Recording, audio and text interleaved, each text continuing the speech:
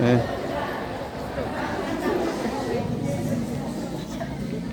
bener kalau ngaji ya. Masih foto baru kangen. Ini. Tat foto, tat foto. Ayo foto. Lala foto di foto nih Mustaka. Lala tat. Tak foto. Seneng TikTok ya.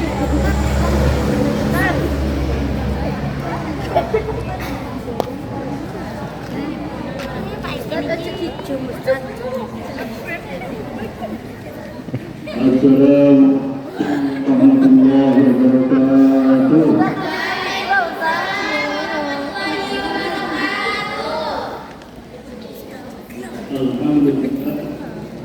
Alhamdulillah alamin.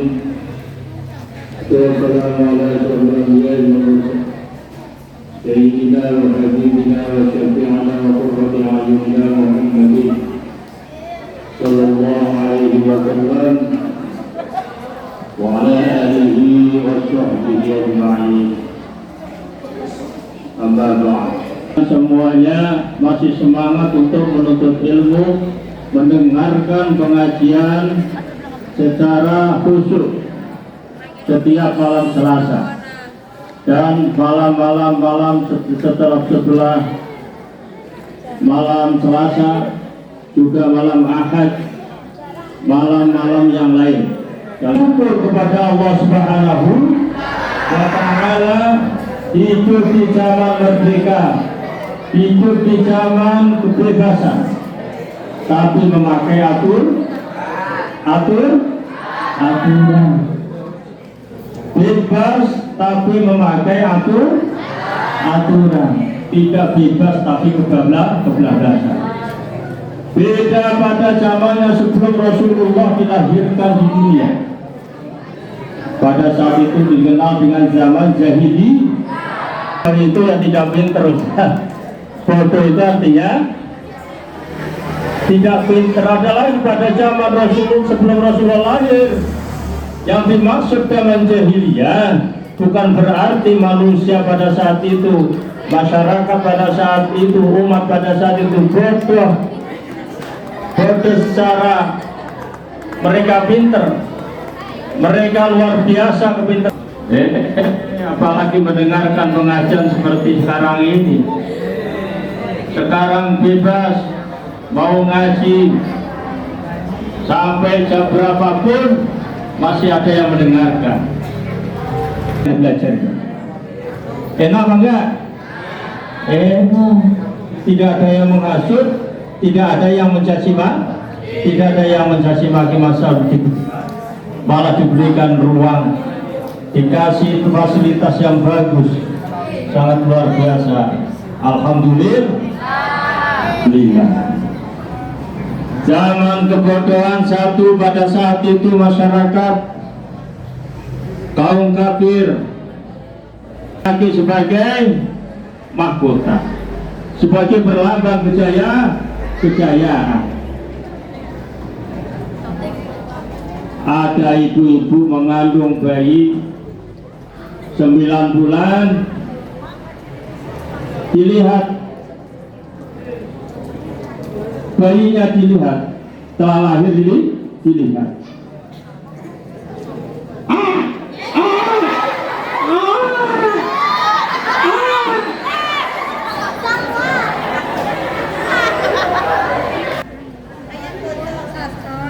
ada lagi melahirkan, lahir bayinya, dilihat bayi itu perempuan, bukan disanjung keluarganya, tapi dibunuh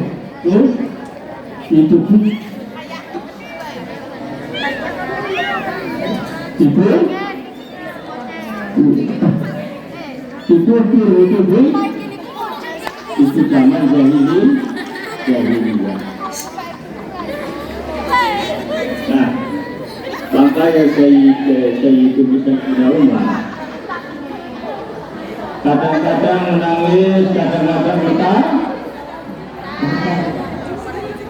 Sayyidina Umar Sayyidina Umar menjawab, saya ini menangisi peristiwa zaman jahiliyah ketika pada saat itu bayi perempuan lahir, bayi perempuan, ibu-ibu mengandung terus melahirkan bayi perempuan, dibunuh. Itu yang saya sesalkan, akhirnya saya sedih dan menang. Itu saya tahu. Oleh karena itu kalian, maka harus bersyukur kepada Allah Subhanahu wa Ta'ala. Itu di zaman Islam, itu di zaman Islam yang luar biasa sekarang. Kemajuan ini,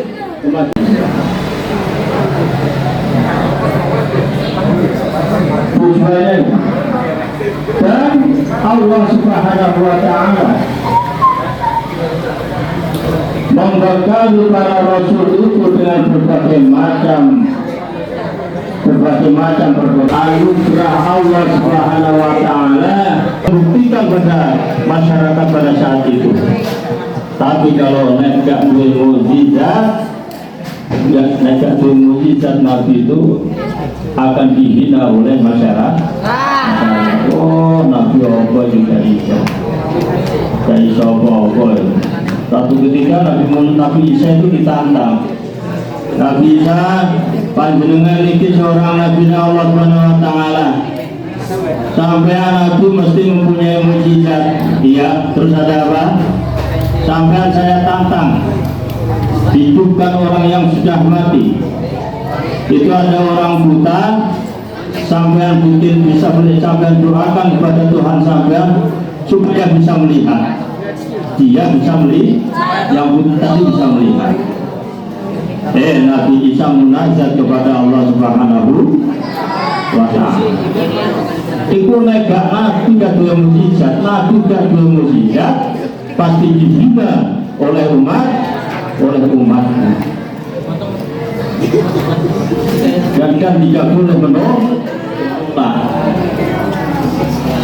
Suatu ketika Nabi Isa munajat kepada Allah Subhanahu wa Ta'ala, akhirnya dengan izin Allah mendapatkan wahyu dari Allah, orang yang meninggal, orang yang mati itu dihidupkan kepada Allah. Dan orang yang buta tadi itu diusap wajahnya. Ada berapa? Ada 10 syarat. Ada? Satu. Nggak bisa lihat, pertama santriwati adalah kita memohon kepada Allah yang setiap hari kita baca, Allahumma inna nas'aluka salamatan ziyatan ziyadatan wa barakatan wa taubatan rahmatan wa maghfiratan.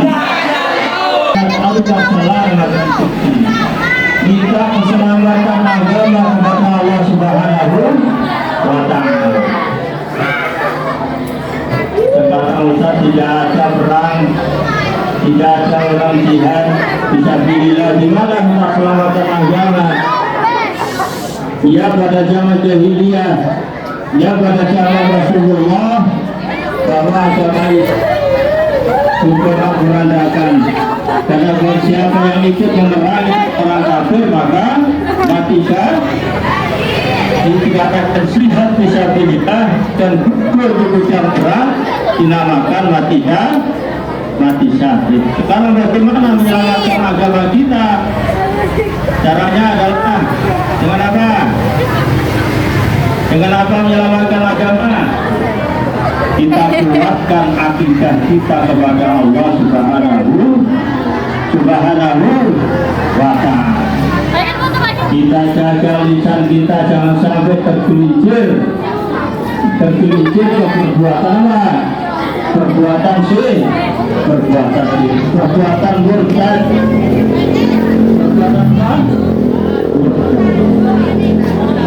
Bapak kedua dikatakan ridha atau murtad.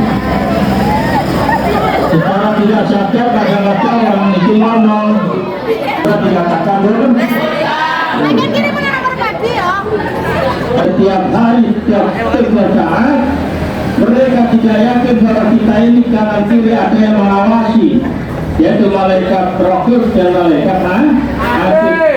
Terus dia tidak percaya, itu juga dikatakan tidak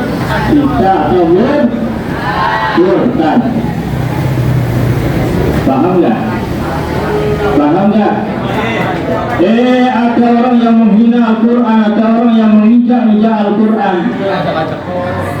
Al-Quran dirobek-robek oleh kaum lain, kok menengai. Al-Quran dihina, dicaci lagi, bahkan acak-acak isinya, kok kita diam saja. Maka itu dikatakan kita harus bergerak, harus membelanya. Menghina Al-Quran, menghina Nabi, menghina ulama, menghina ustaz, masjid, Al-Quran, apalagi tidak percaya dengan Allah Subhanahu wa Ta'ala. Mungkin harus izin. Alhamdulillah pegawai ini kula maju, kula pinter, harus izin. Terus hati saya tenang, kula percaya kali cincin. Sampai percaya dengan cincin, maka dikatakan dan syirik, benda jadi cincin. Ya. Yang kedua adalah wa'afiyatan fil jasad. Bagaimana minta pada Allah Subhanahu wa Ta'ala supaya jasad kita ini sehat. Sehat dalam artian afiat. Sehat afiat. Kalau sehat dikatakan badan kita ini sehat, artinya bebas daripada penyakit. Afiat, batin kita ini juga sehat. Kadang-kadang ya orang sehat tapi batinnya tidak sehat. Kadang-kadang ada badannya sehat tapi pikirannya tidak sehat.